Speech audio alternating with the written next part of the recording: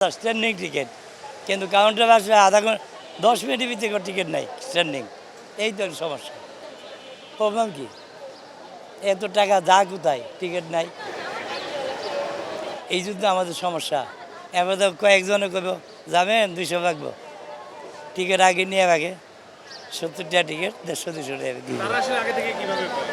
ও মানে ওই তো এদের সাথে হটলাইন অবশ্যই আছে, মেবি, না হয়তো পাই কেমন করে, এবং টাকা দিলে আবার পাওয়া যায় এদের কাছ থেকে সাইডে বাইরে।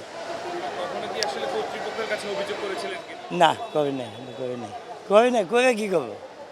আমরাই সুর, সবাই সুরতে মানে দেশ বাবা করলাম। এই দেশে কি মানে নীতি আছে, প্রিন্সিপাল বলতে কিচ্ছু নাই, যে যাবে সে এইরকমই হবে, কোনো নাই। আগেরবার থেকে একটু ভালো এই কথা। আগেরবার থেকে আসলে কোন কোন দিকটা এই বছর সরকার চোখে পড়েছে তারা ঠিক না, করেছে?